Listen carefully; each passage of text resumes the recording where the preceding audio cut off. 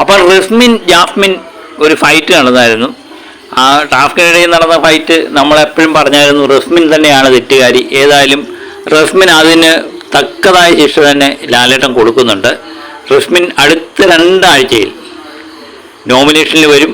അത് മഞ്ഞക്കാർഡ് കൊടുത്തു എന്നുള്ളതാണ് നമ്മൾ എപ്പിസോഡിൽ കാണുന്നത്. ഏതായാലും റസ്മിന് ഈ ശിക്ഷ അത്യാവശ്യമായിരുന്നു. കാരണം യാതൊരു പ്രകോപനമില്ലാത്ത കാര്യത്തിലാണ് റസ്മിൻ ഇങ്ങനെ ചെയ്തത്. കാരണം പവർ ടീമാണ് എന്നുള്ള മുഷ്ക് അവിടെ റസ്മിൻ്റെ ഭാഗത്തു നിന്നുണ്ടായി. ജാസ്മിൻ എനിക്ക് തോന്നുന്നു വളരെ വേറെ ആരെങ്കിലും ആ സ്ഥാനത്ത് ജിൻഡോയോ വല്ലതും ആണ്, ജാസ്മിനും ജിൻഡോയോ ആണ് ഏറ്റുമുക്കുന്നതെങ്കിൽ ഇതൊരു വലിയ സംഭവമായിട്ട് മാറ്റിയേനെ. പക്ഷെ ജാസ്മിൻ എന്തോ അത് തൻ്റെ ആയതുകൊണ്ടാകാം, തൻ്റെ റസ്മിൻ ആയതുകൊണ്ട് എനിക്ക് തോന്നുന്നു ജാസ്മിൻ വളരെയധികം ഷോക്കായി, പിടിച്ചു തള്ളി.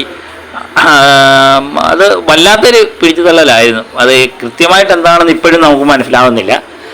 അതിന് ഏതായാലും പണിഷ്മെൻറ്റ് 2 ആഴ്ച ഇത് നോമിനേഷൻ വന്നു. ഏതായാലും 2 ആഴ്ച തിമിർക്കുമോ എന്നുള്ളത് നമുക്ക് വ്യക്തമല്ല റസ്മിൻ്റെ കാര്യം. ഏതായാലും 2 ആഴ്ച കൊണ്ട് റസ്മിൻ പുറത്തു പോകാനാണ് സാധ്യത വളരെ കൂടുതലാണ്. ഏതായാലും ഒരു സന്തോഷമുള്ളൊരു കാര്യമല്ലേ. റസ്മിനെ ഇഷ്ടപ്പെടാത്തവരെല്ലാം പലപ്പോഴും പറയുന്നുണ്ട് റസ്മിൻ പലരെയും കൈമണിയടിച്ചാണ് ഈ പവർ ടീമിലും ക്യാപ്റ്റനും ഒക്കെ ആകുന്നത്.